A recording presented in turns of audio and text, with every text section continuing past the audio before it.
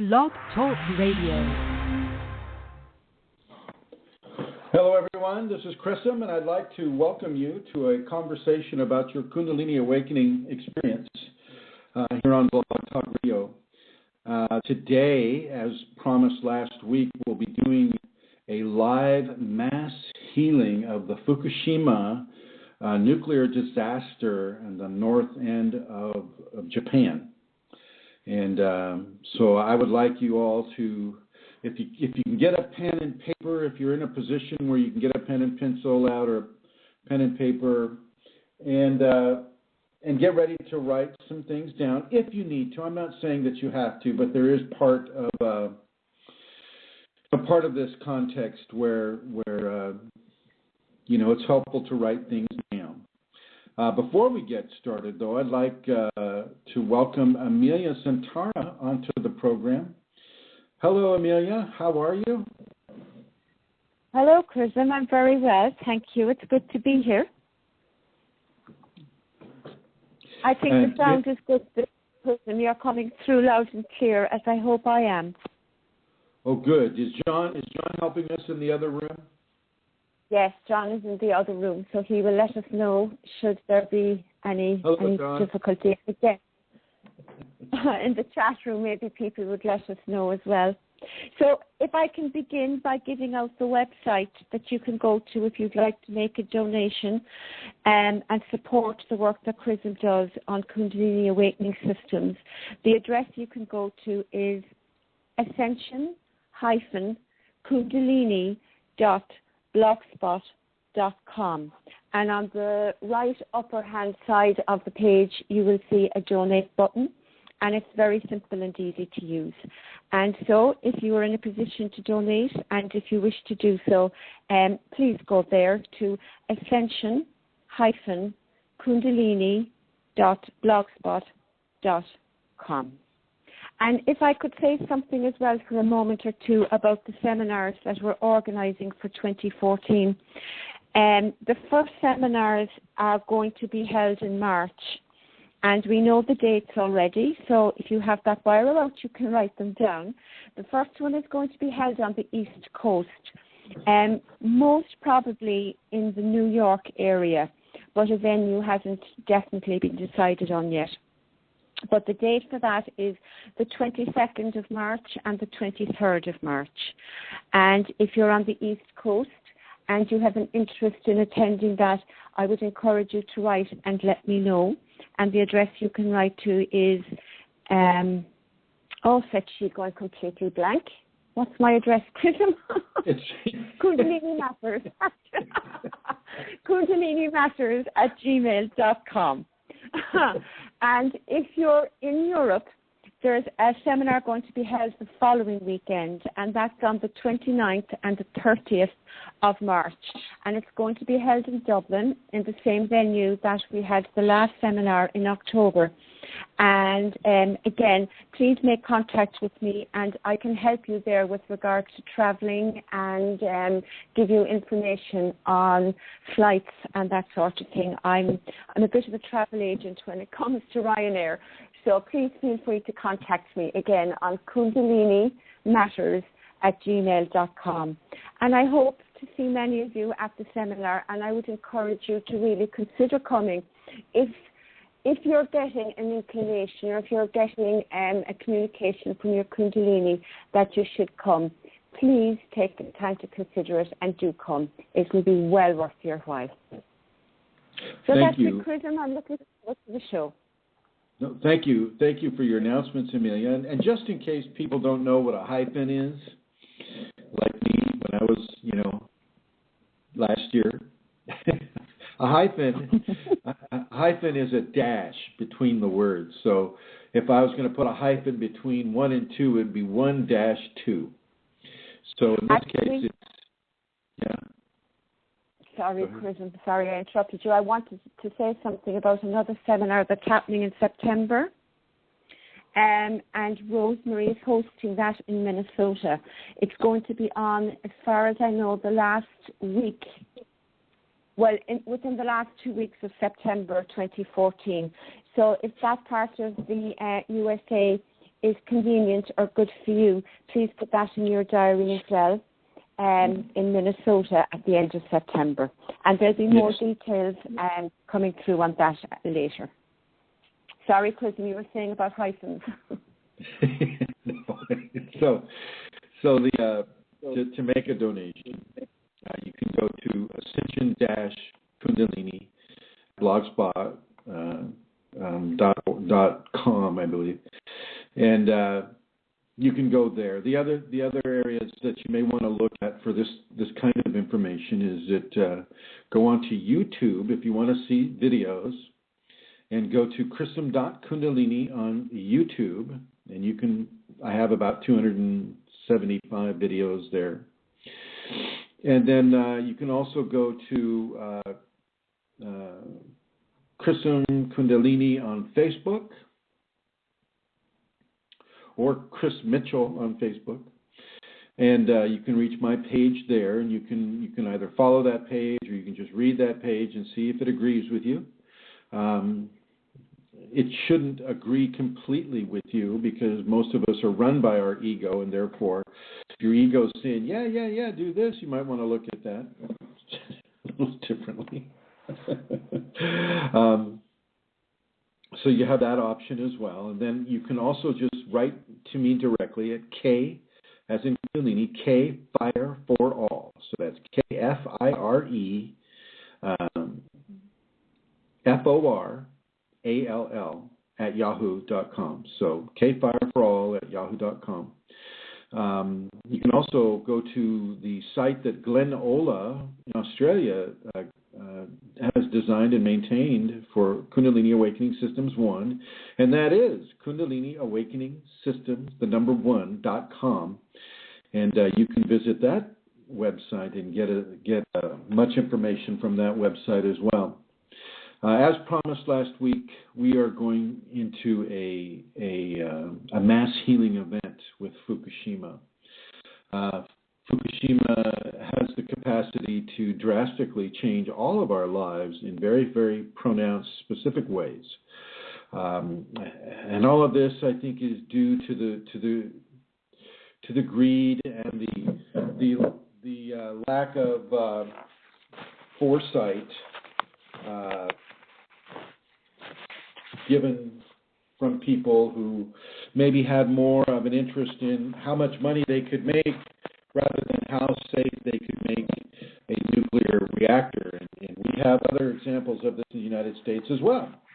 So, by no means are we to castigate or show any disfavor to the Japanese. The Japanese did not plan on having a huge tsunami wreck their coastline.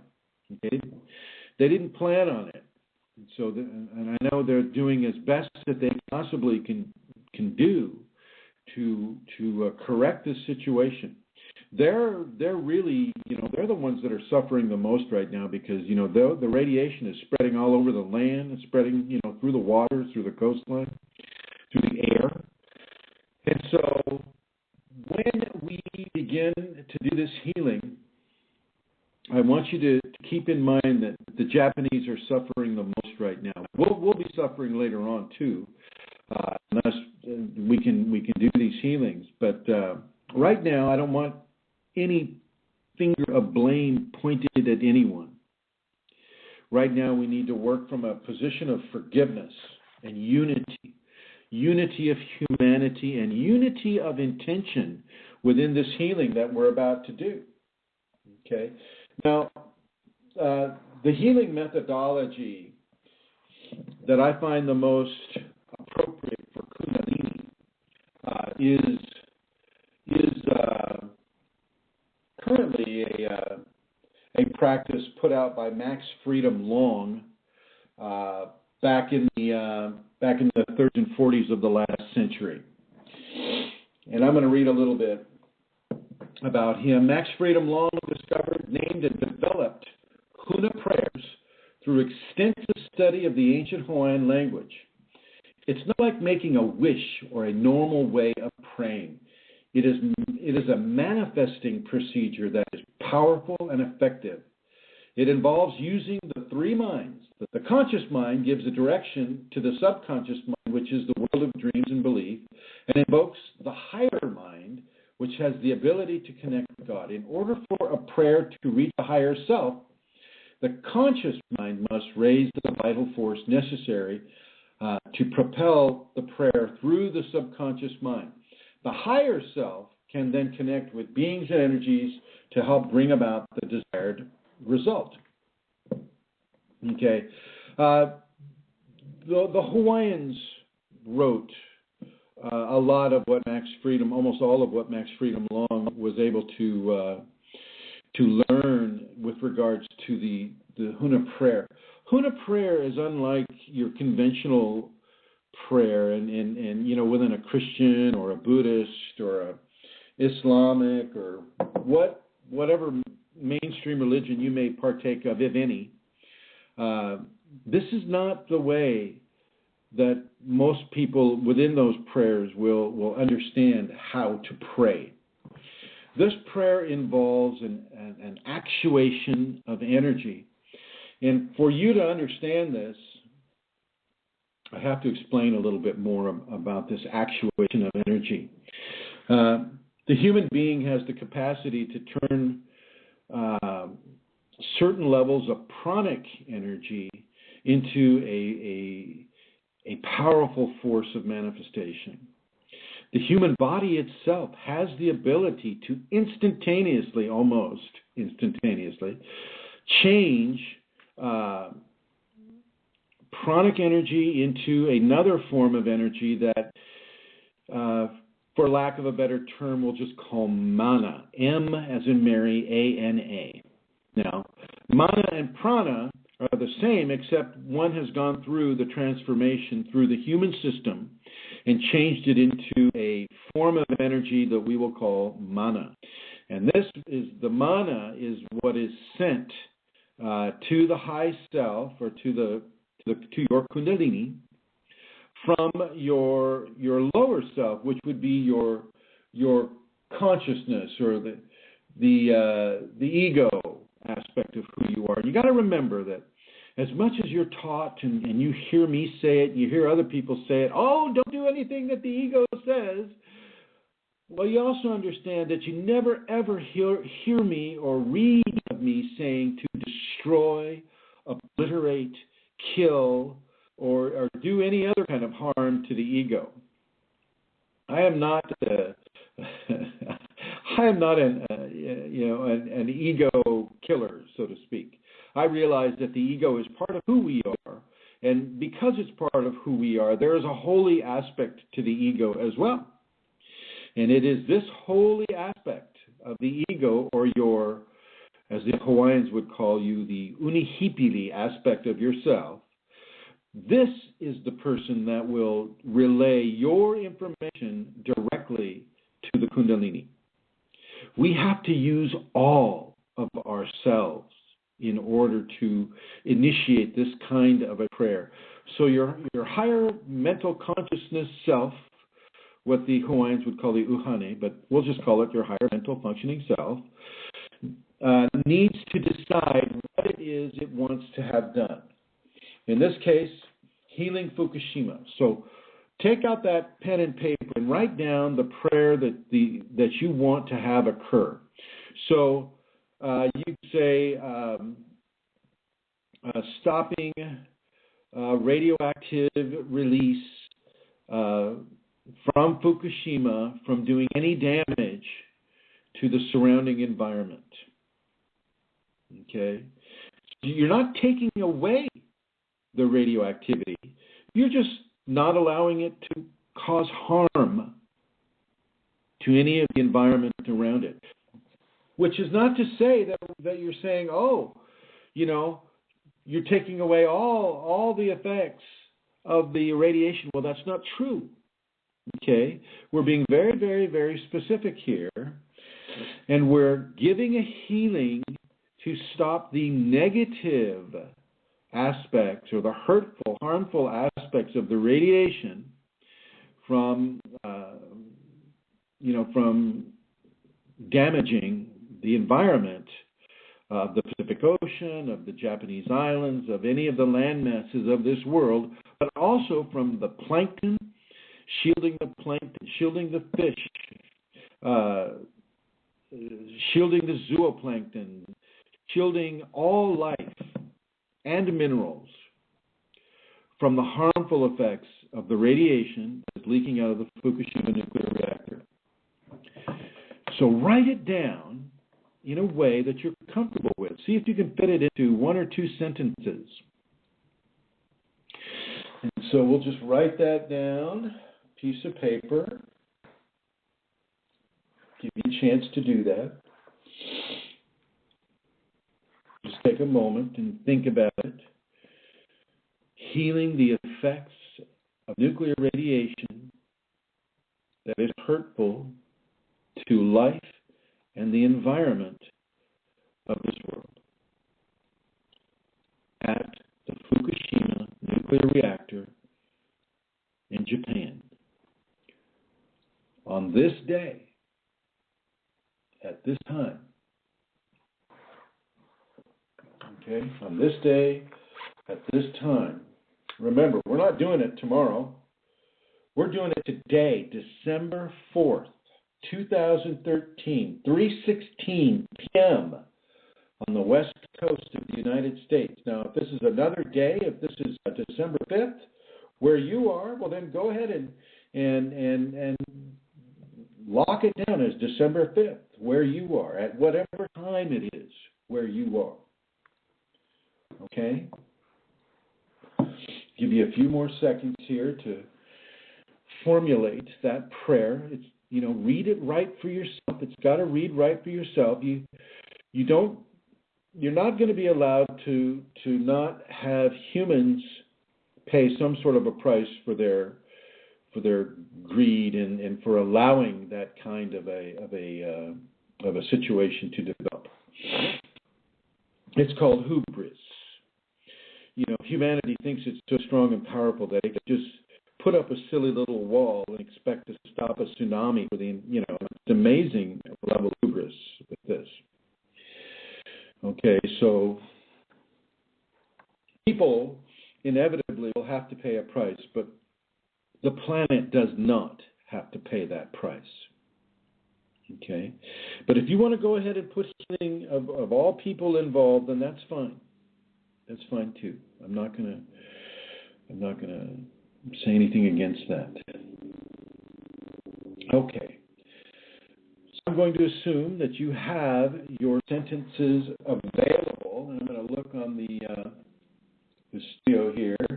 Everybody that's on the chat room, I see Julie's there, I see Sigrid's there, and a lot of guests. So I want to welcome everybody there.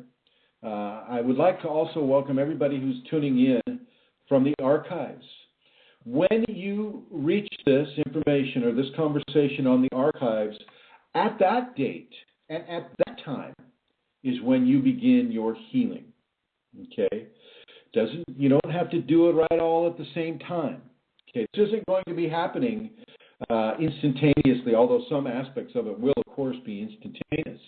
I want this to be a 28-day to 30-day healing, something that you do every day.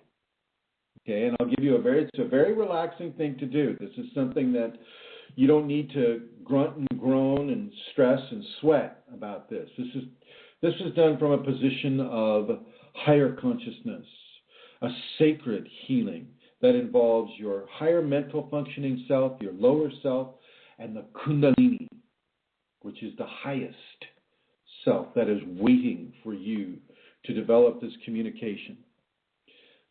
Okay, so first of all, I'm going to ask the chat group users if you can tell me if I'm coming through clearly, as we've had some sound issues before. Am I coming through clearly for those in the chat group? Just one of you answer yes or no, and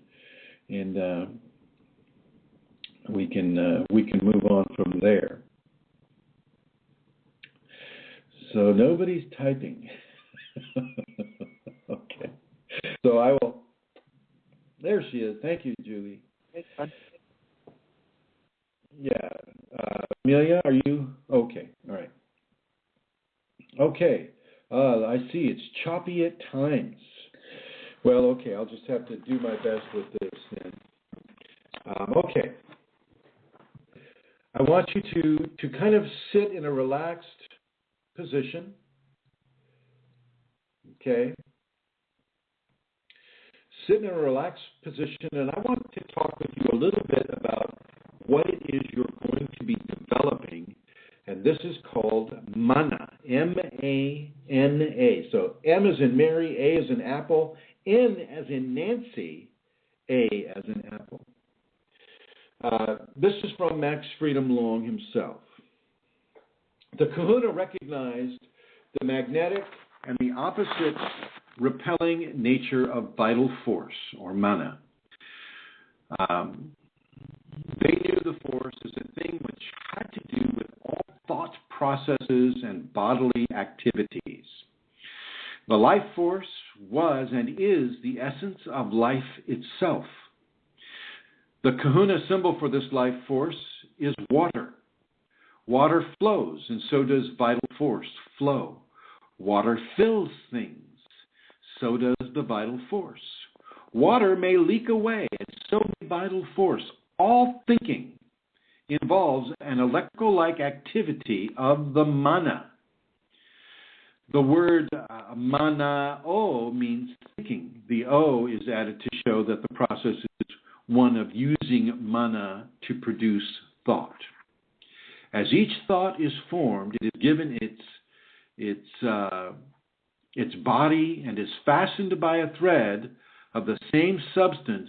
Basically, it's talking about all your thoughts are fastened by a thread of mana to the other thoughts which came before it. This is why I like you to do this healing over a number of days, so that all of these thoughts that are given and these prayers are given at different times on different days are all connected to each other.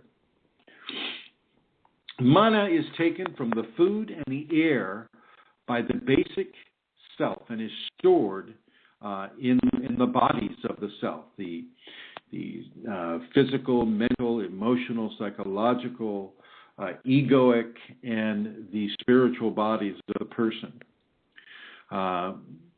The mana, when used as life force of the middle self, is changed in some subtle ways.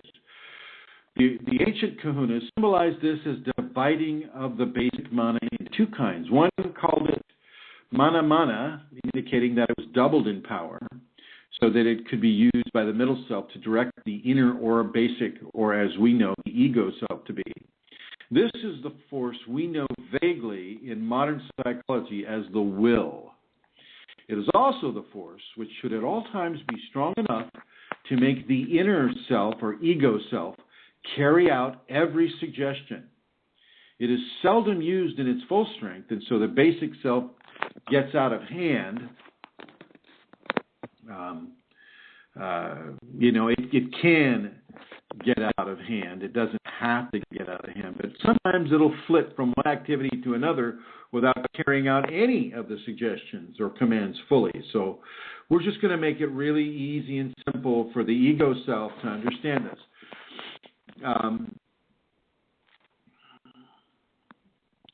Here's the action of accumulating a surcharge or a greater charge of mana is by taking a slow, deep breath.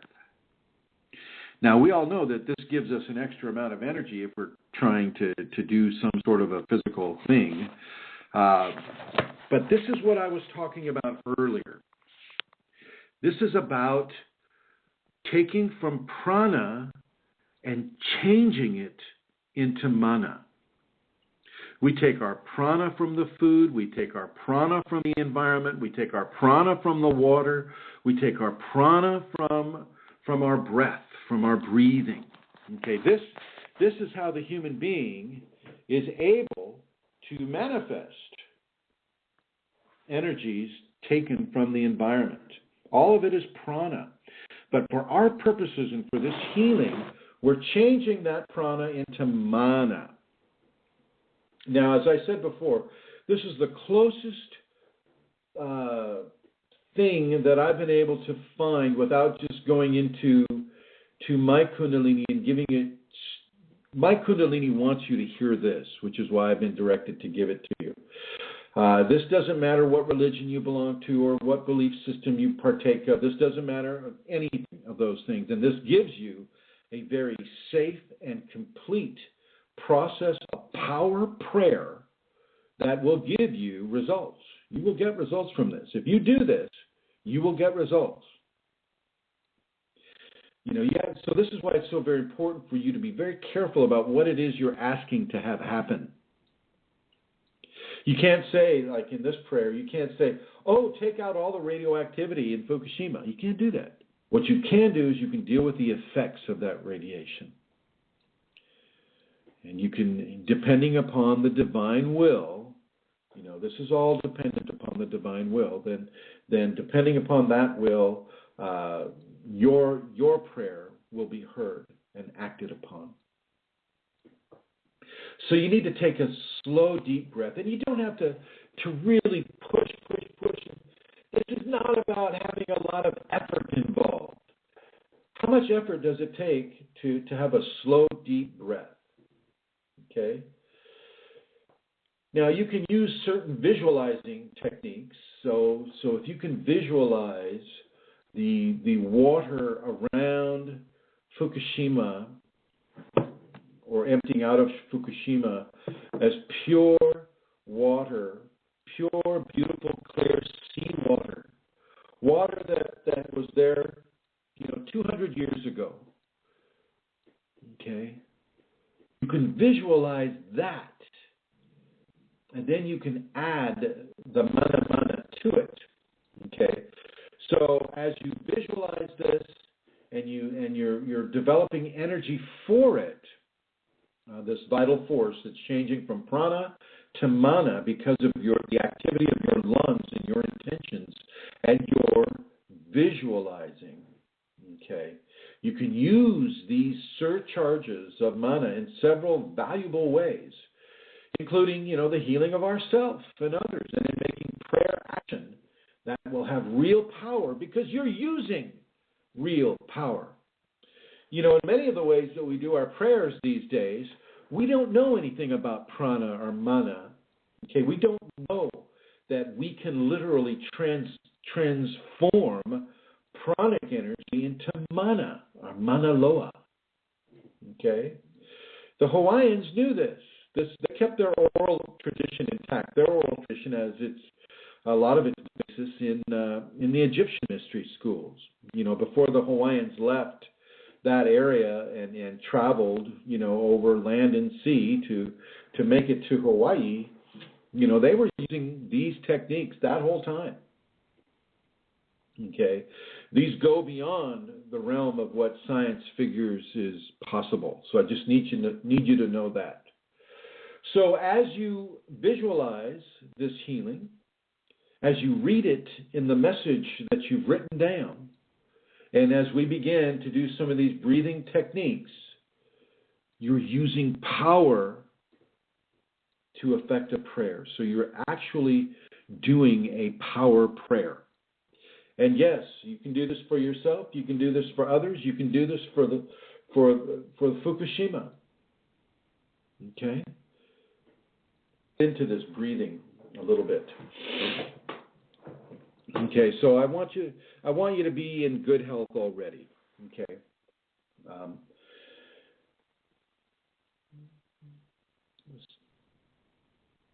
So let's see here.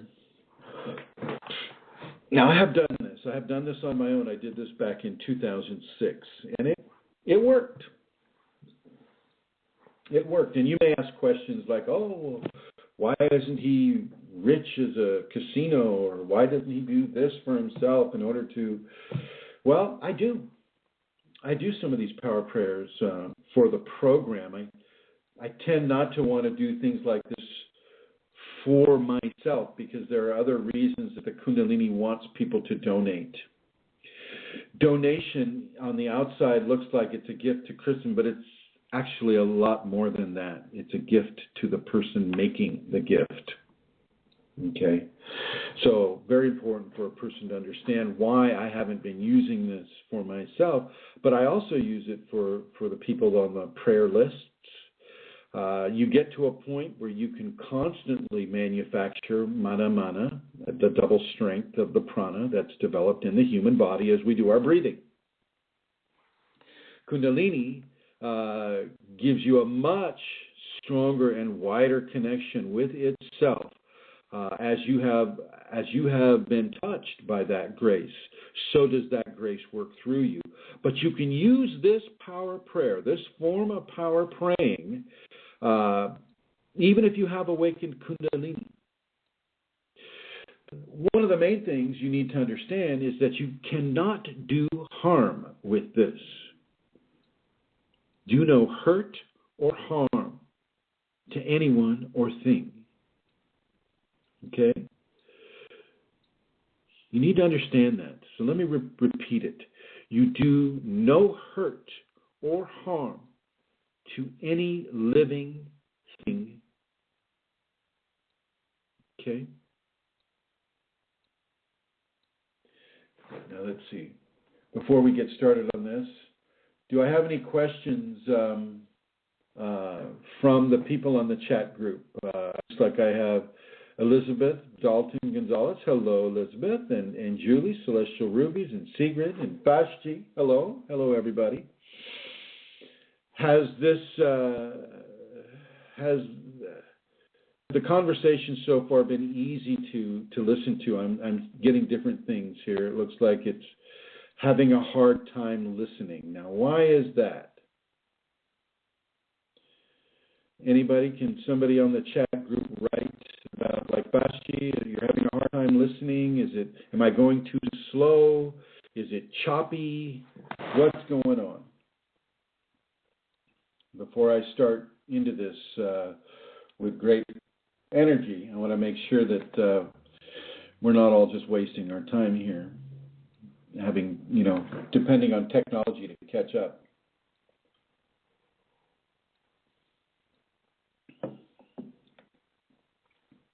Amelia, if you could ask John if he's able to hear this okay. I see. Yes, he is. Yeah, no, he says here that it's actually okay. Every now and then it gets a little bit hollow, but he's not getting that choppy here at all. Okay, and Julie says it's still choppy at times, but she's able to follow it. Okay, then. Sigrid, I hope it's coming in well for you, and Elizabeth, for you as well, and Fashji. It seems like you're logging in and out, so you may be trying to correct that on your end. Okay, then. Let's give Fashji a moment to come back. Okay. So with that statement that you wrote on your piece of paper, I want you to read it 3 times slowly to yourself. I want you to be seated in a semi-dark room if you can. This is optimal environments. I didn't give you any warning of this, so the way and where you are right now is fine. But when you start doing this for your repetition for the 28 to 30 days, try to be in a dimly lit room, in a comfortable chair, at a temperature that is comfortable for you. Okay?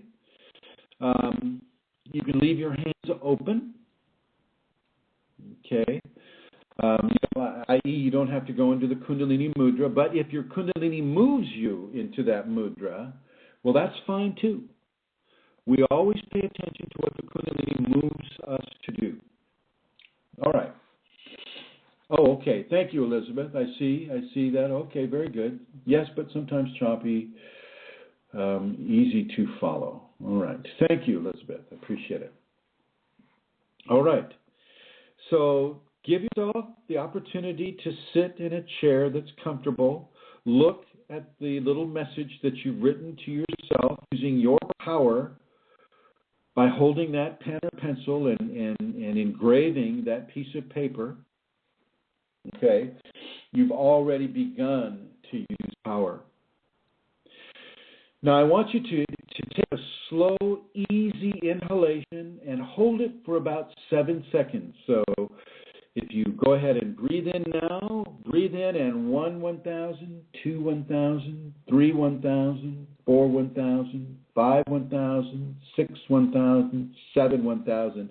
Exhale that energy and feel that lift, that energetic rise that came from your breath. Okay, just from taking that breath, you inhaled, you held it for 7 seconds, and you exhaled. And in that moment, the prana that you inhaled has been transformed into mana. Okay, this is now mana energy that is within you.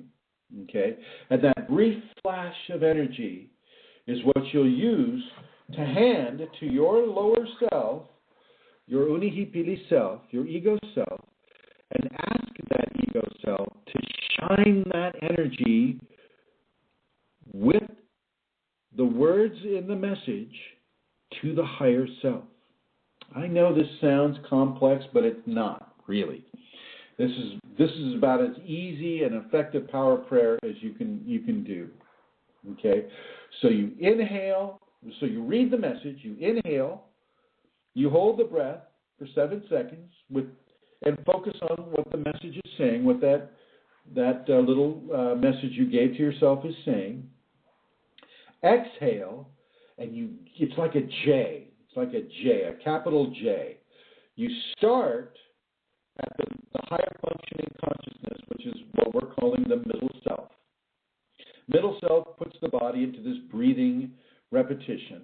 Okay, so the middle self says, okay, I'm going to read this message, and I'm going to inhale, I'm going to hold it for 7 seconds, and then you send that energy that you feel on the exhalation to your first self. So the energy is going down to the ego, and the ego is sending that with your visualization and the message that's on the piece of paper to your Kundalini.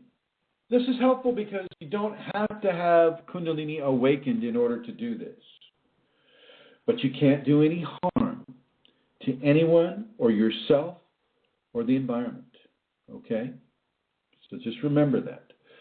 So as you inhale, hold it for 7 seconds, send it down to your first self, who sends it all the way up to the higher self, which would be your Kundalini.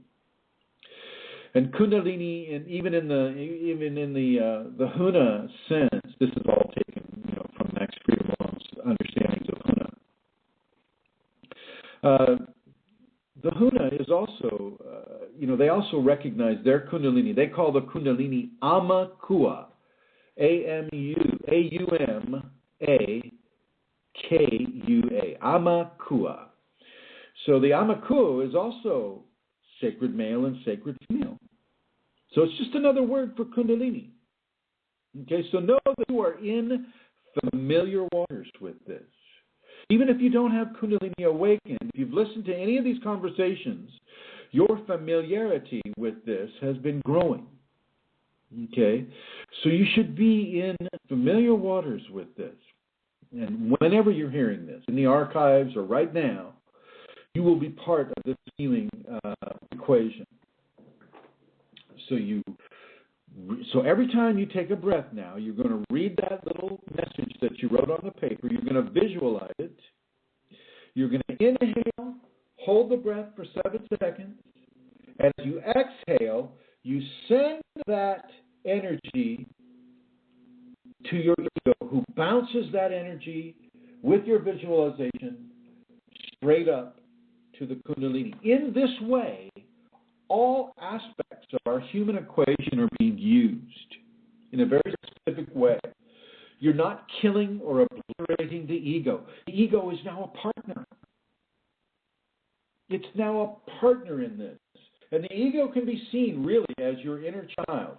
And we don't kill our children. We don't obliterate our children.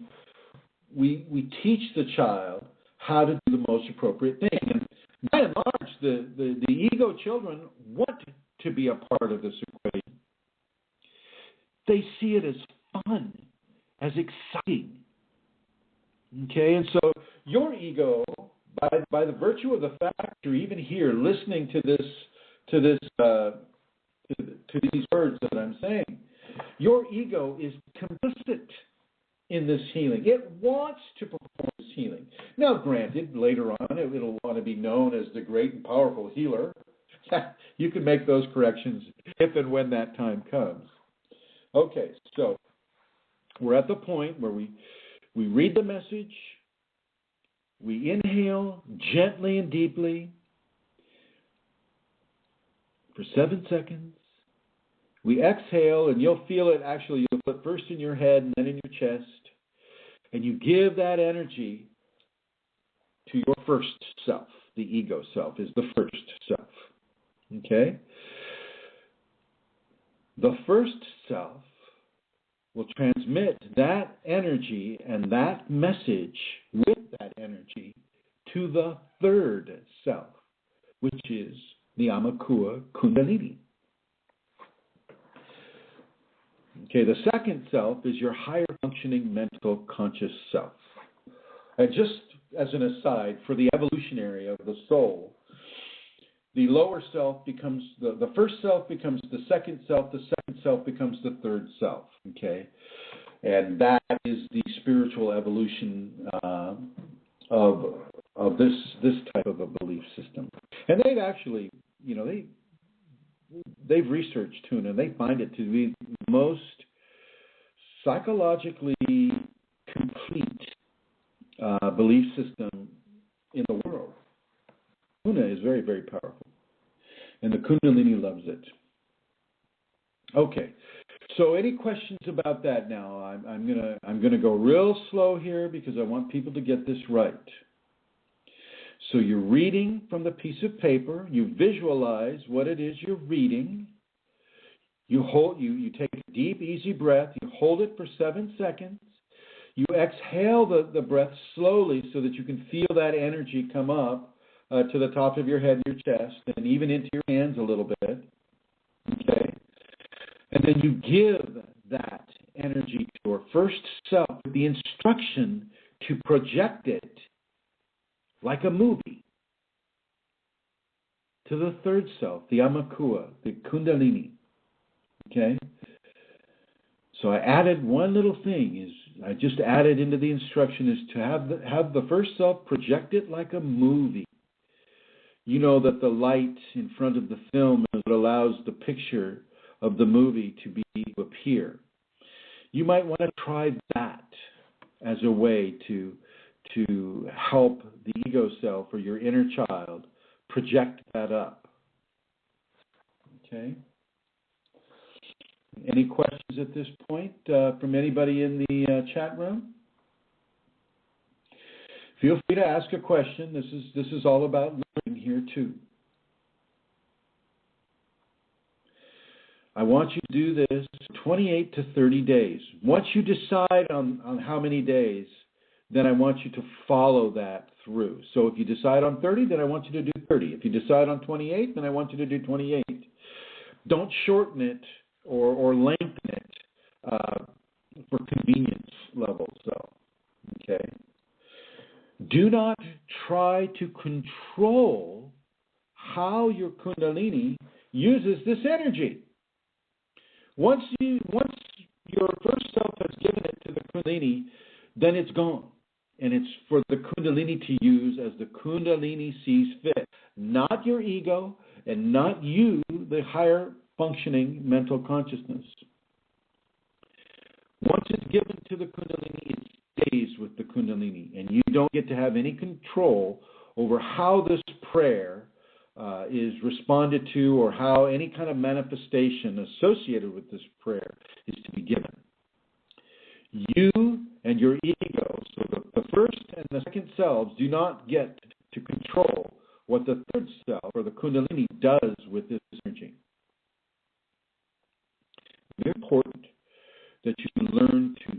separate yourself from controlling the Kundalini. Any questions from the chat group? Waiting. I don't see anybody typing, so okay. Amelia, Rosemary, I'm going to bring you both on. Any questions that you want to ask? Rosemary? No, I'm good. Thank you. Okay, are you able to hear me all right? I can. And the only thing, this sound sometimes is warbled. That's my expression for it. But it passes. It's just like a little wave, but it's still understandable. So thank you very much for this. This is very touching. Well, yeah, this is going to touch. This will definitely touch. Good. Amelia?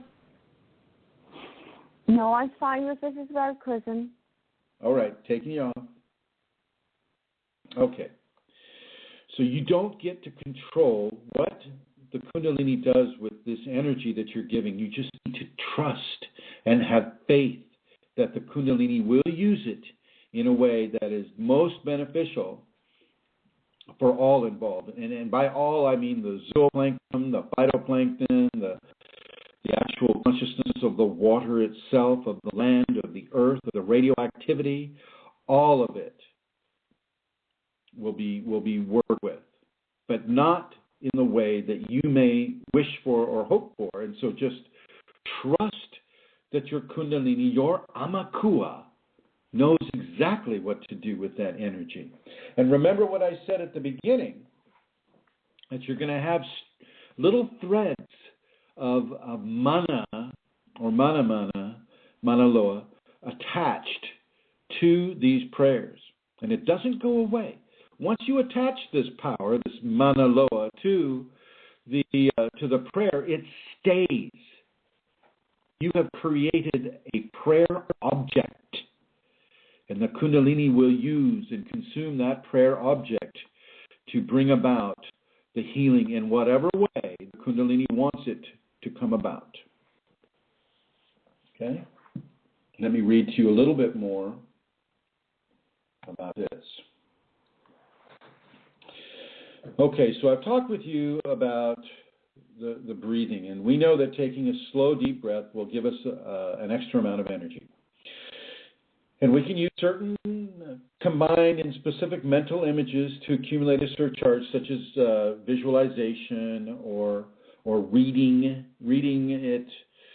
Reading the message on the piece of paper is very, very effective, because at the same time you read, you're visualizing what it is you're reading in your mind. So not only are you seeing and visualizing in the physical, but you're also doing that in the higher functioning mental state as well.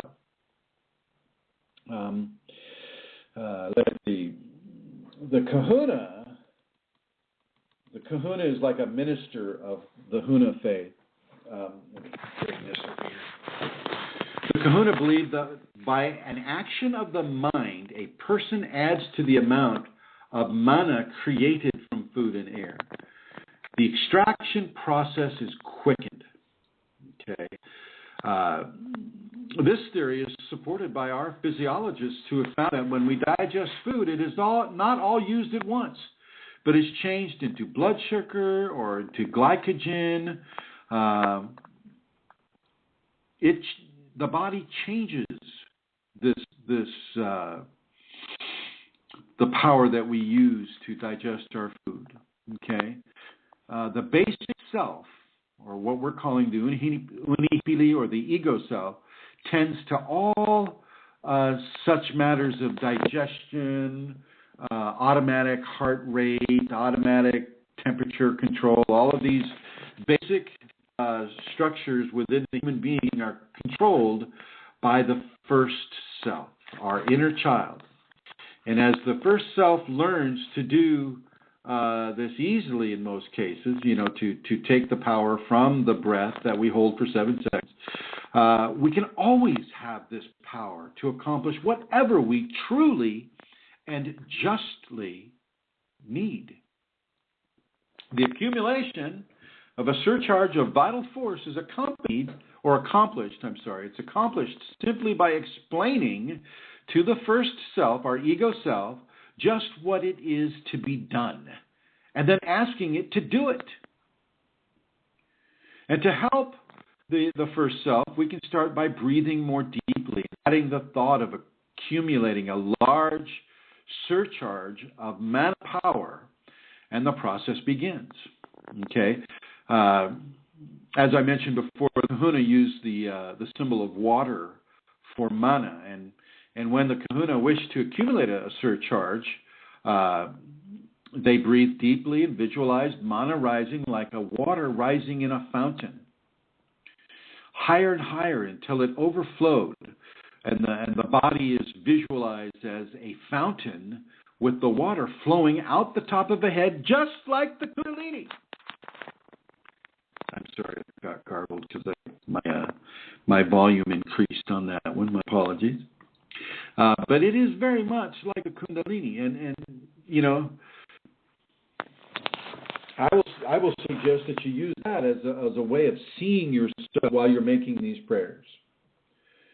Okay, so let's go back, and it looks like nobody's asked me any more questions. Okay, let's see, we got 1, 2, 3, 10, 11. That's perfect. Okay, all righty. So I would like everybody to get into a comfortable position. Move around a little bit, stand up, shake, do whatever. We've been talking for almost an hour now, getting you ready for this. Now, when I look at Fukushima, I look at the earth, the air, the water. Okay, I look at all the mammals, all the invertebrates, all the crustaceans, all the fish. I look at the water itself, the hydrogen, the H2O, the 2 hydrogens and the 1 oxygen, and I look at that and I include that in my healing. Okay, so it's almost like you get a collage of water, air, earth, energy. That's how I'm seeing it. Okay, I trust the Kundalini will not allow me to do anything harmful with this. And because it's the Kundalini that is actually doing the work here, you can rest assured that your Kundalini will work with the energy you give it in a very productive, positive, and helpful way. Okay? This is a great way for you to begin to assimilate your first self, your ego self. Okay? And what I mean by assimilation is, I mean working in partnership with a positive relationship with the ego self, your inner child. Okay? This helps the inner child develop the skills and the resources that it needs in order to become a higher mental functioning middle self or second self. And this teaching the ego or your inner child is also a great resource for your own evolution into the Kundalini. You who are higher mental functioning second selves, your next stop is Kundalini. If you haven't got it already, it's coming. It's coming. Okay? And believe me, you'll learn more about surrender, when it comes in full. And I don't mean that as a scary way. I just mean it in a way that is, you get to really be taught in a very hands-on way. My mother, who will probably eventually hear this, so hello, Mom. She used to grab me by the ear and drag me on over to whatever chore it was she was asking me to do, and that I was obviously resisting doing. And so she would take me by the ear to indicate that I haven't been listening to her, and if I had been listening, I wasn't hearing what she wanted me to do. So she would take me by the ear and to whatever job I was supposed to be doing for her, and that helped me to focus on the job that I was supposed to be doing for her. In the same way, sometimes you may have to take your ego by the ear and have it do the work that you're intending for it to do. I'm not saying that you have to do that all the time, hopefully not, but for 28 to 30 days, I want you and your child self, your ego self, to participate in this healing for Fukushima. It's very, very important. Fukushima has the possibility of changing our lives in very drastic ways. And if you're not looking at a drastic change, then give a healing to the environment, to the air, to the water, to the life forms that are around it. You know, give your love and give your grace, give your power into this healing. So as you're seated, comfortable, look at the message. 7 seconds. So I'm gonna talk to it right now. I'm gonna do it with you. And here we go.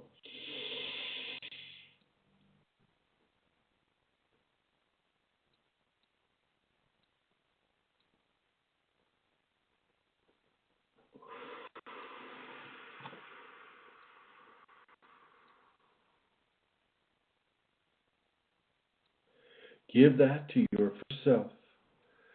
And have the first self project that energy to your Kundalini. That is a complete equation. Right there. It's a J. J is for joy. Okay? And now breathe it again and hold it for 7 seconds. And inhale. 1, 1,000. 2, 1,000. 3, 1,000. 4, 1,000, 5, 1,000, 6, 1,000, 7, 1,000. Exhale, feel the energy in your head and your chest, and give it to your first self to shine at the Kunalini. Feel the Kundalini, accept it from your younger self, your ego self, your first self. And the reason why it's called the first self is because it's closest to the first chakra, and it has a lot of the qualities of the first chakra embedded in its natural expression, such as heartbeat, body temperature, security issues, all of that. That's why it's called the first self. It's also the most dense self that you have among the 4 selves that you are. And the 4 selves would be the Unihipili, or the first self, the Uhane, or the higher mental functioning consciousness, and then the male and female of the Kundalini. Let's do it again. Inhale and hold. 1,001, 2, 3, 4, 5, 6, 7. Exhale, give that energy to your first self and instruct it to shine it like a movie to the Kundalini. And do this continuously now. You don't need to have me count for you. You do this automatically now. Now, there are other Kundalini techniques, and I want you to keep doing this as I talk. Keep breathing. Count to yourself. Give the energy of the exhalation to your first self, your ego self, and ask the ego self, or tell it, command it, to shine that message that you're holding in your hands in beautiful lighted letters to the Kundalini. And do this. Now, on a daily basis, you only need to do this for about 15 to 21 minutes. So that's not very long. That's not even a decent meditation. Okay, but every day for 15 to 21 minutes, do this. But if that much is too much time for you and your busy schedule to do, then do it for 9 minutes.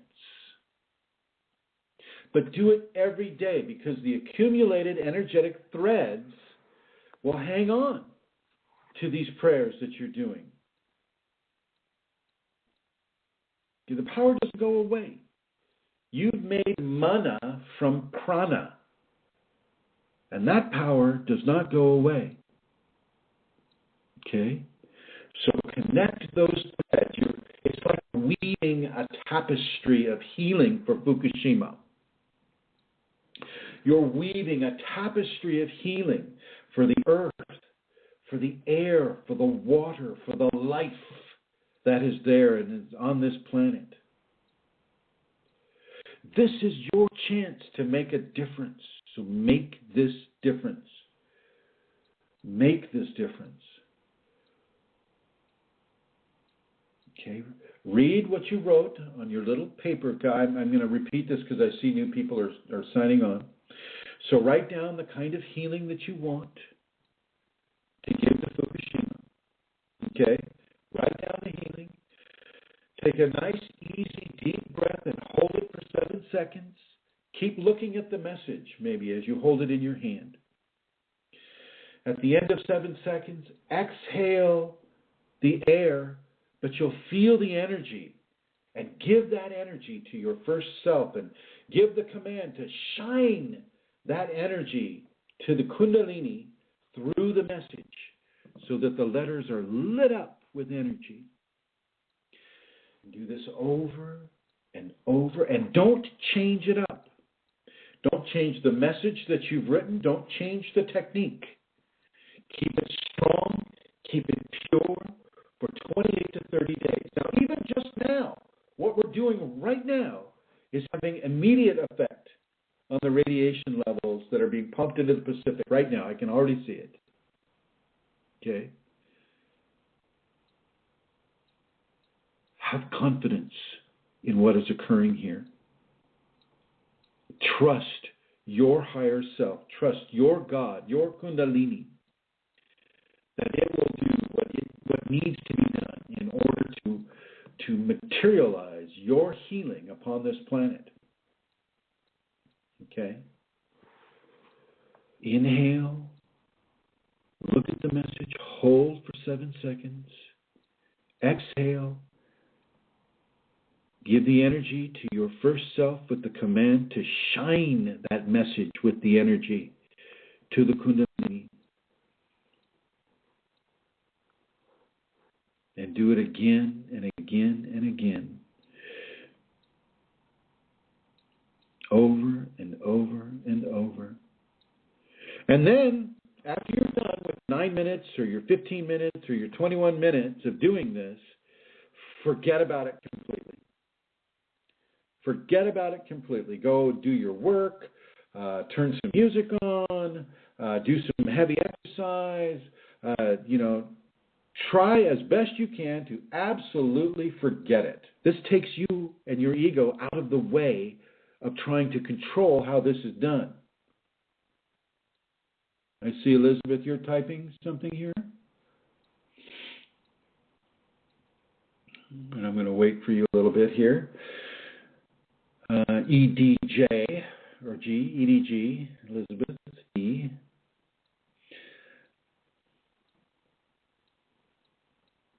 Go ahead and eventually I guess that'll reach us here, what you're typing. While she's typing, I want you to go ahead and breathe in again. Hold it for 7 seconds. Make sure that you look at the message as you breathe in. Send that energy to the first self or your ego self. Tell the ego self to shine that energy through that message, just like a movie, onto the Kundalini and give it to the Kundalini completely. Oh, here we are. Because we wrote down today with today's date, do we then change the date each day? If you like, you can do that. Yeah, because the threads will still connect the two prayer days that you've given. You know, those threads, regardless of what date you're calling it, what your mind is calling it, those threads automatically intertwine. Okay, so you can date it or not. But if it helps you to keep time of what you're doing, then go ahead and date it. Try not to let a day go by that you don't do this. In other words, make a commitment out of this and keep that commitment. And I know, I'm asking a lot of you because we're coming into the holiday season, the season of giving. Hello, Kuna prayer. It's a season of giving. And let us give to this world. And if we give to this world, we give to ourselves at the same time. Okay? Really give to this. Don't skip a day. Don't miss a day. If you find yourself in a position where you're not in a dimly lit room or in a comfortable place, if you can just take those 9 minutes, wherever you are, seated in your car, just before you pull out of the parking spot you're in, give 9 minutes to this Fukushima healing. Really do this, because this really works. I have tried it myself. I cannot, and I'm not allowed to give to you on these BlogTalk radios and on the writings that I've done. I cannot give to you information that I have not tried or experienced myself. Oh, I see I see why it's choppy. Anyway, do this every day for the next 28 to 30 days. You choose the next 28 to 30 days. And John, that goes for you too. John, I want you to do this too. You didn't think I was watching you there, did you? John, as much as you play poker, I want you to do this prayer. Let's put it that way. Amelia, you can also teach your son to do this as well. Okay. Any of you with children or spouses that, you can mention the word Kundalini to, and they don't get really angry or they don't interrupt you and say, I'll stop talking about them. Any of you that have spouses or loved ones who can hear this information, feel free to teach them this information. It's time that we learn how to, on the West, in the Western techno civilization, it's time we learn how to power pray. And remember, at the end, you take off any expectation. You totally forget as much as you can about what it is you have just done. You go about your day. You go Christmas shopping. You go into Walmart and you spend like a crazy person. Better yet, you go to a store that is locally owned and operated. And even though they may not have the cheapest things, you know that not only are you helping the person you're buying the gift for, but you're also helping the people who are private store owners. It's not going to a big conglomerate. I mean, how much money do the children of Sam? How much money do they need? Come on. Keep going with this. Inhale. Look at the picture. Look at the messages you inhale. Hold for 7 seconds. Exhale. Feel the energy and give it to your first self with the instruction to project that message you hold in your hands right now to your Kundalini with the power of the mana attached to it.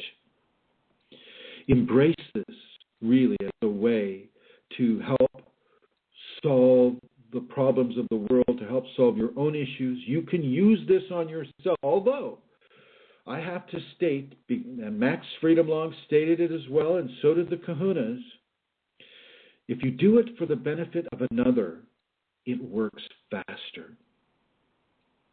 So because you're doing this for Fukushima, you're not just doing it for Fukushima. You're doing it for all life. You're doing it for the Japanese people. You're doing it for the people in California on the West Coast. You're doing it for the people in the Hawaiian Islands. You're doing it for the people in any of the Pacific atolls or islands. The radiation is going everywhere. Wherever there's ocean, that radiation is going. So this is a great service to humanity, a beautiful service to all life on this world. For long enough, humanity has been putting out energies that are destructive to this planet, this environment. Now, you are being given an opportunity to correct that mistake. You are being given an opportunity to correct that mistake. And if we can lift ourselves out of our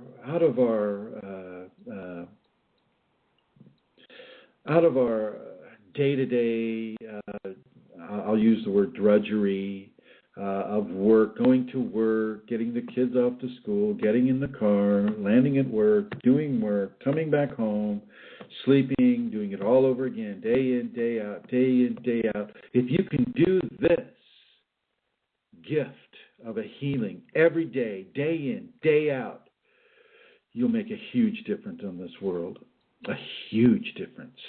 And don't be surprised to see the world start taking greater notice just after this healing that we're doing today, tonight, whatever time it is, wherever you are on this planet. Yeah, you're going to see a great upsurge in interest in Fukushima and what can be done. And you can add the Kundalini works in very, very, very strong and different ways than what you're expected or what your expectation would be within a 5-sense understanding. The greater attention is also part of the Kundalini's healing of Fukushima for this planet, because people need to know the error of their ways. They need to learn from these errors. And part of what you're doing is showing divinity that you have indeed learned the error of these ways, that, you know, you don't get to have cheap energy at the cost of the environment. You know, the environment needs to come first. Cheap energy, a far distant second. Okay? And you don't expect to have total and complete control over the environment. Matter of fact, you get very little control over the environment. You can manifest ways that will allow the environment to nurture you just as much as it has been, but even more so. You know, the only reason we have nuclear power stations is because we've chosen not to take solar or wind or wave energy, any of the other many, many options that have been given to us. We chose nuclear because it's easy and you can charge for it. I mean, look at a nuclear power station. It's fuel rods that are compacted rods of uranium. I don't know if it's 238 or whatever it is, whatever the number is.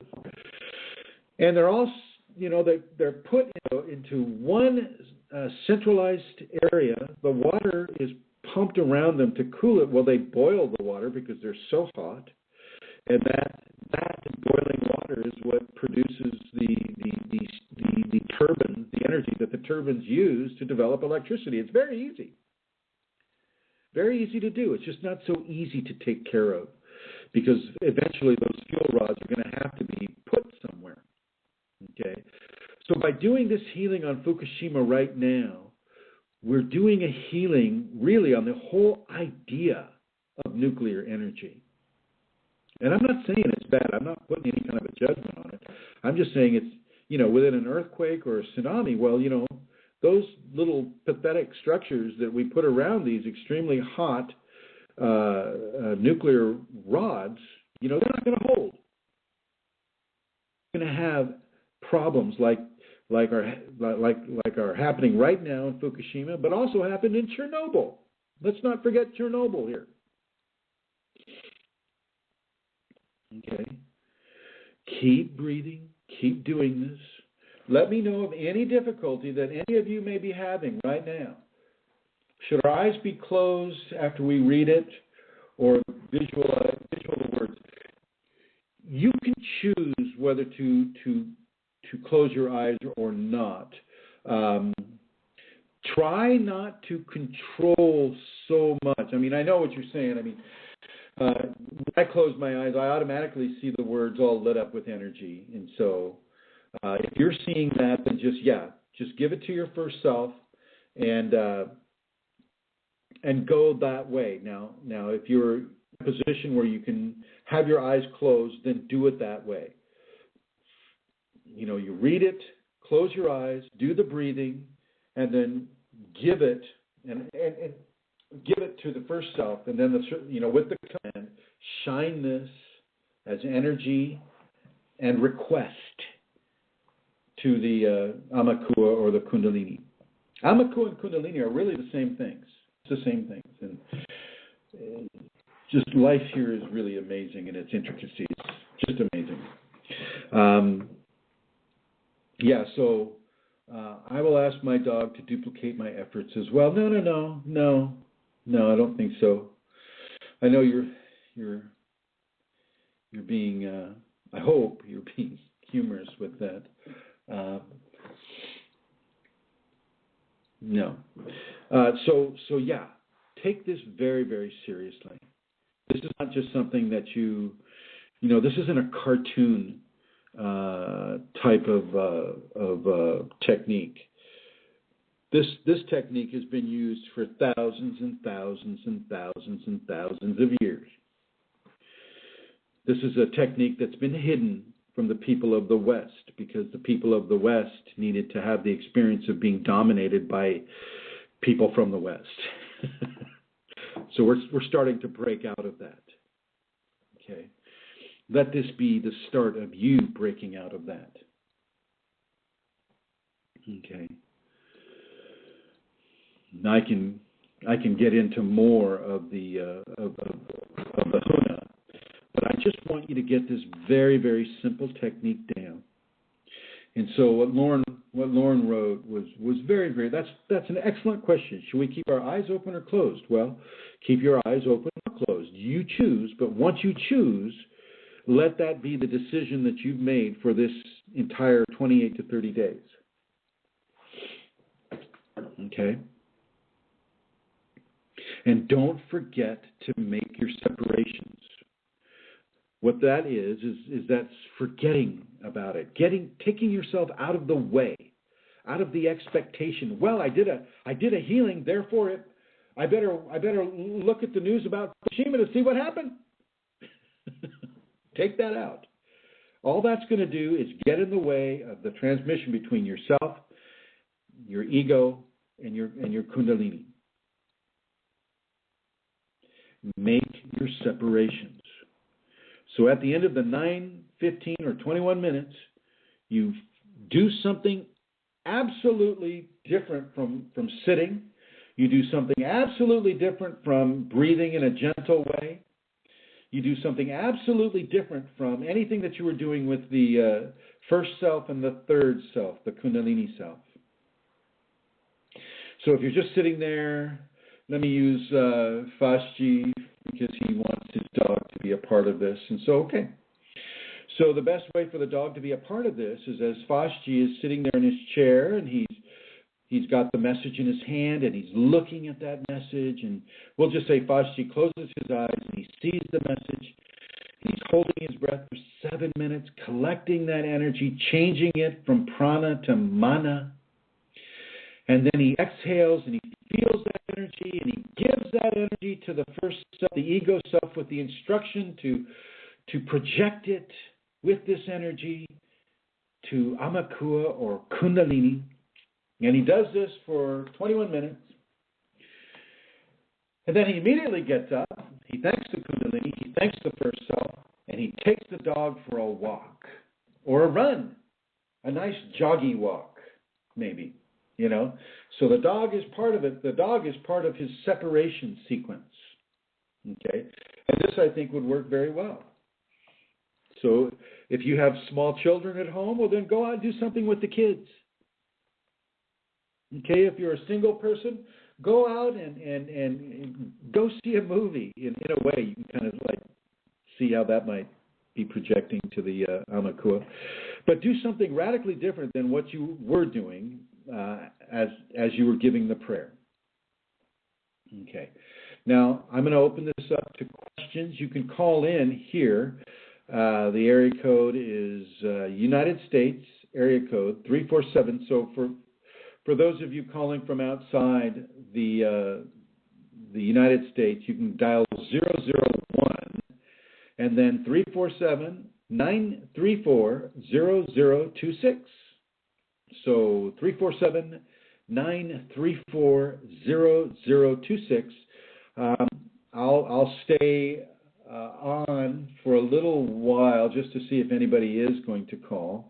I'm going to bring Amelia on right now, Amelia. So get ready, Amelia, to come on. Here you go. There you are. Hi, Amelia. I'm on. Hi, Chrism. Hello. Have you been able to follow this? Yes, I have. I'm a little bit familiar with it, having read something of Max Freedom long before, and also the Lomi Lomi massage is a Hawaiian thing. I'm familiar with it, so yes, I've been able to follow it. But your explanation has been quite clear, anyway, for people listening to it for the first time, I think. Do you know what I'd love to do, Chrism? I wonder if it's possible. Would we be able to give, at some stage before you finish, 5-7 minutes of us just doing this together without any great talk? idea. Let's do that right now. Could we play? How do we do that if there's silence? Would we play music, or I just have the Ascension CD here, but I don't know if that's appropriate or not.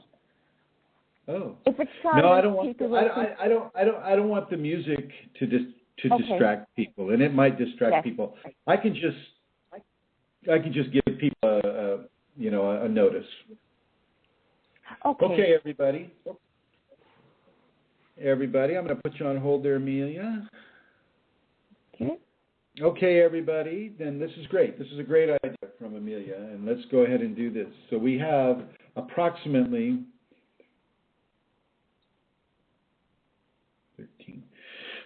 13 or 14 people right now on the chat that we're able to see. I understand that BlogTalk doesn't really give you a full listing of who all's here.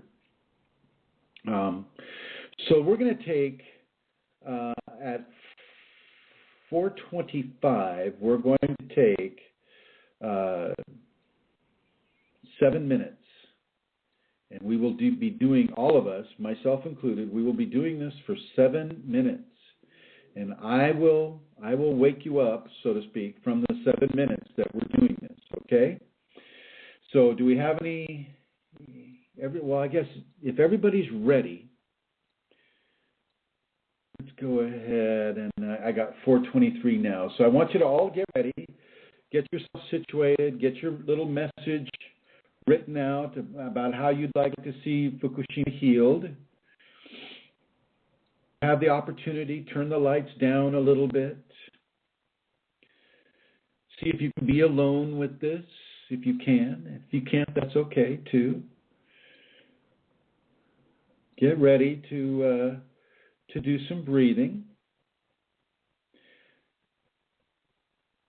Get yourself focused and relaxed and say hello. You won't hear this from me too often. Say hello to your ego self. This is your first self. And say hello to yourself, your higher mental functioning self.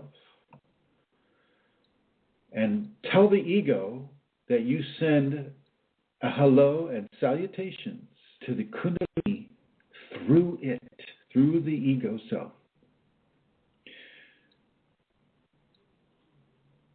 And as you do that, settle back into your chair, look at your message, and begin.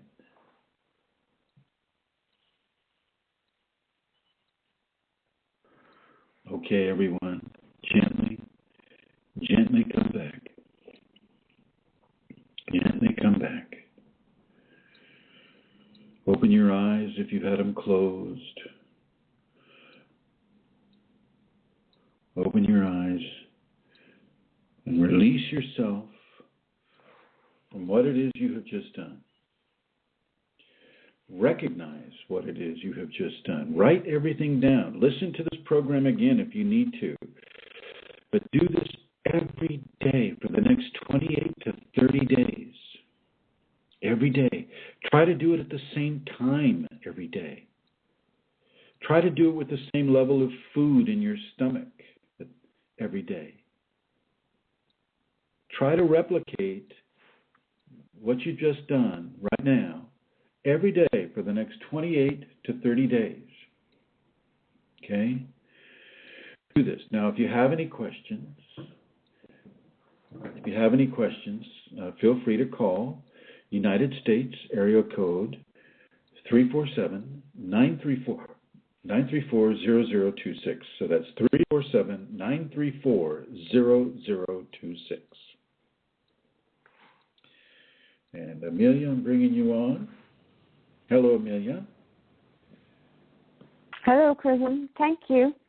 Oh, you're very welcome. That was a great idea, too. That was the whole reason for doing this. So very, very good. Now, for the next 28 to 30 days, regardless of where we are on this world, on this globe, we can do this and still be connected by the threads of energy that we have developed today, tonight, whatever time it is, with any of you that are listening to this, including those who listen on the archives, because your energetic threads will tie in with ours.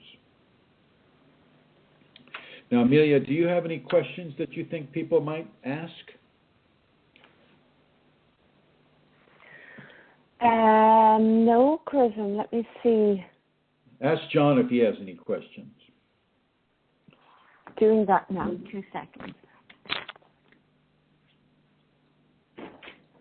Hang on.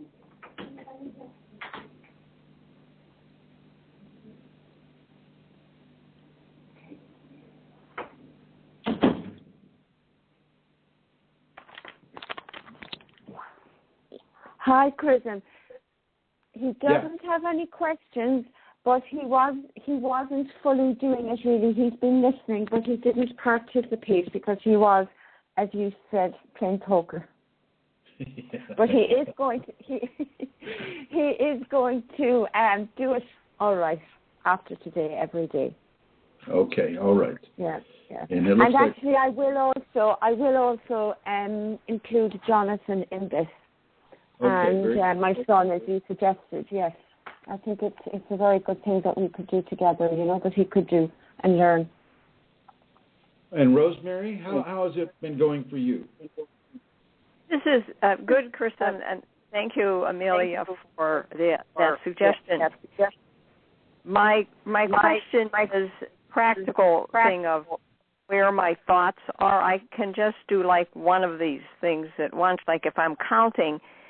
So if I was reading my prayer first, and then the count to the 7 seconds, and then letting it go and asking the ego to take it to my Kundalini.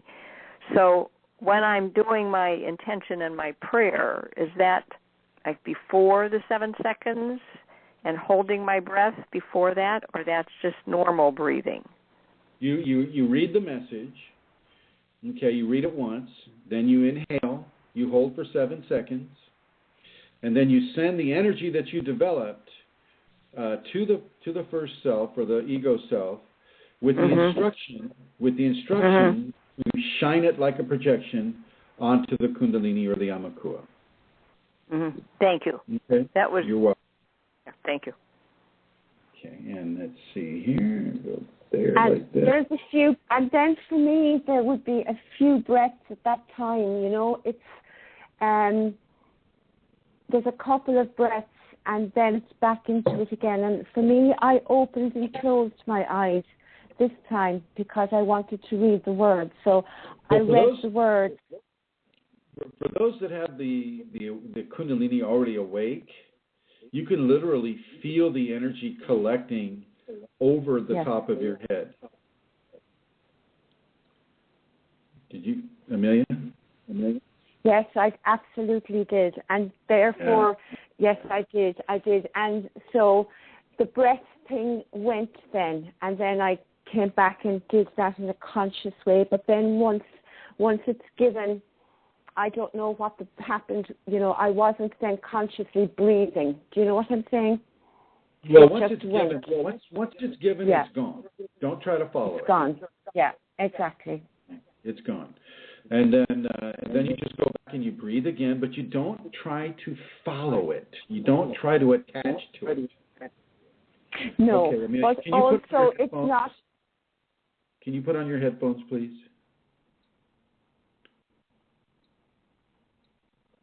Yeah, because we're getting a kind of a repeat here.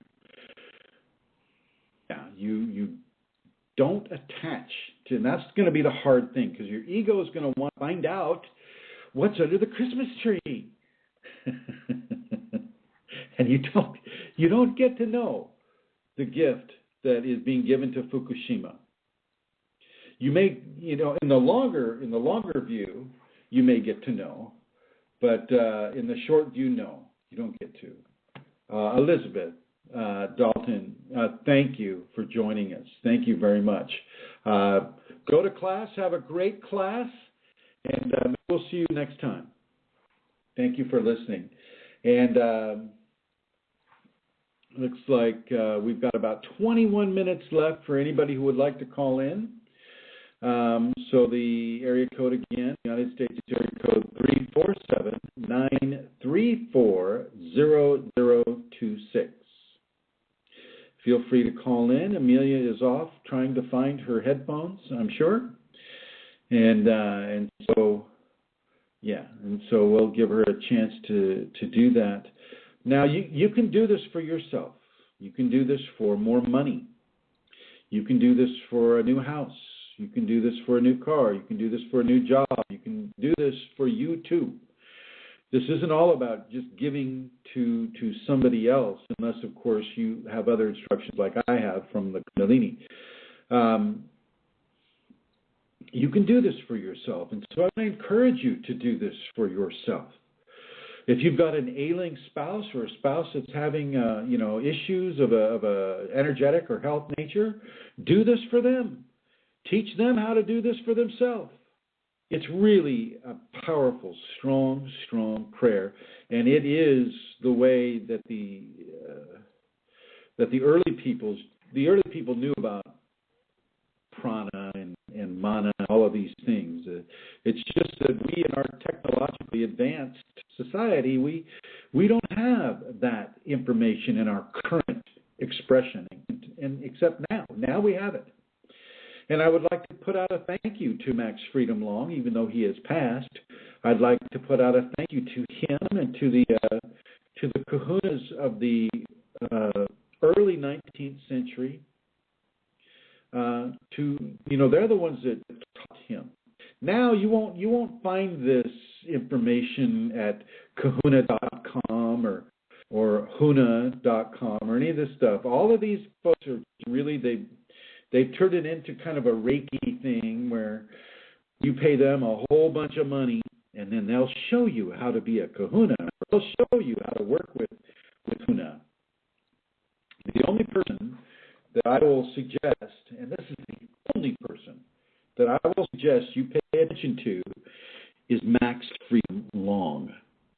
Not the people that he left his books and rights to. Those people are the ones that have turned into a commercial operation. Okay? You just read Max Freedom Long's words. Those are the words that I will suggest that you trust.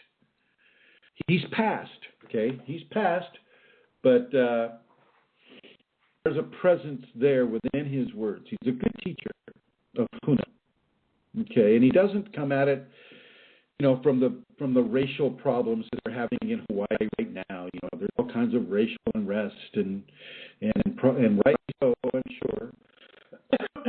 So, with regards to present day modern Huna or Kahuna, I don't recommend any of them. I don't recommend a single one. Your Kundalini and the information that Max Friedman put down should work well with your Kundalini.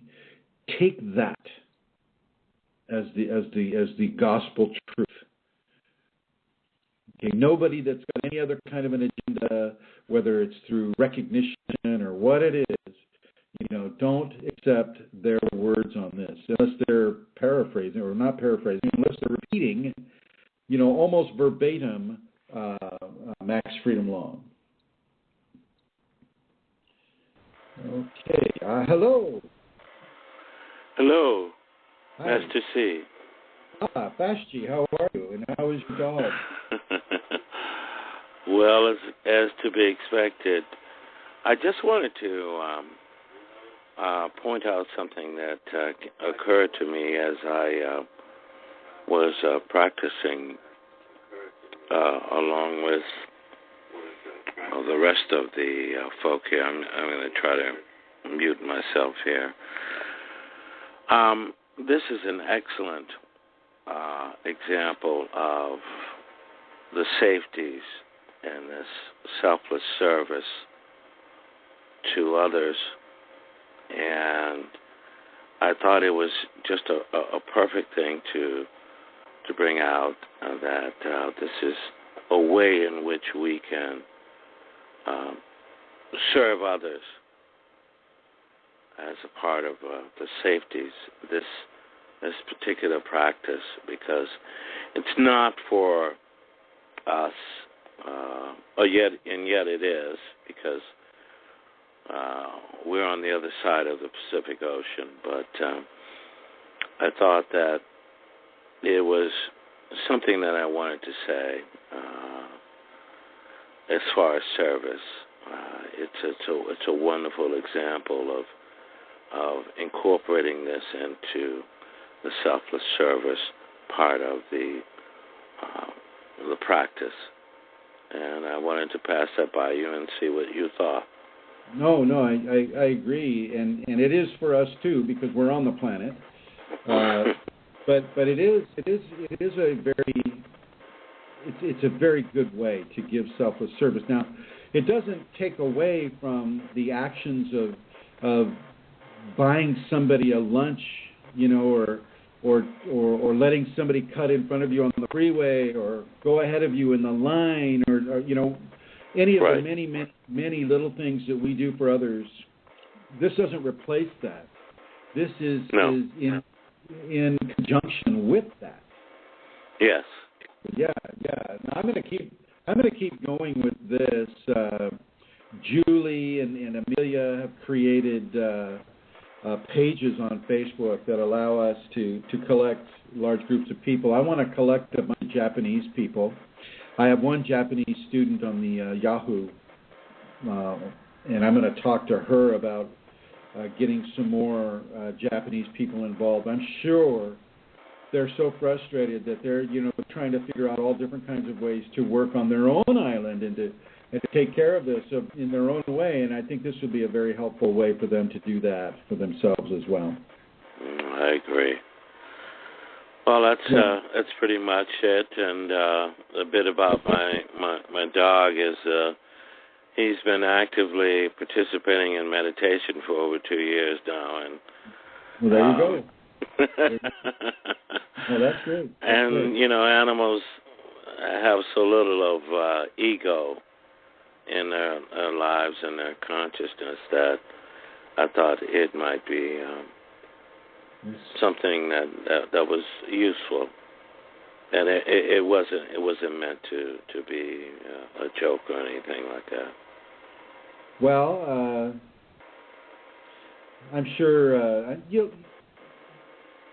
good with it. I'm sure your dog knows, and as does Lasha. She knows the kind of work I do, and so I'm sure your dog knows the kind of work you do too. So absolutely, no worries there. Absolutely. And thank you for calling in, Bashji. Thank you. And thank you for having me. Thank you. All right. There we go, and there you go. And did you find your headphones, Amelia? I have my headphones on all the time, Chrism. Oh, I wonder why I was hearing that echo. Weird. Anyway, okay, so I'm about ready wrap this up, do you have anything that you'd like to say before we go? No, nothing. Okay, all right, very good. Thank you, Amelia, for co-hosting, and I'll talk with you a little bit after we finish up here. And everyone, Celestial Rubies, Fastg, Guest 1702, Guest 1733, 1795, 1834, 5875, Sigrid, Tim Ashworth, thank you all for joining me in this conversation about your Kundalini awakening system. And remember, for those of you that have awakened Kundalini, you can actually feel the deposit of the energy about maybe 6 to 10 inches above the top of your head. Okay? Anyway, thank you everyone for joining. Thank you those in the archives for joining with us. Thank you Glenn Ola and Eileen Lauro and John O'Connor, Amelia Sigrid and Tim and Julie and everybody. As I mentioned before, I'm going to be collecting different groups of people, and I'll be doing this again and again and again. So if you're interested in participating in those groups, then we'll go ahead and do that too. Thank you all for joining.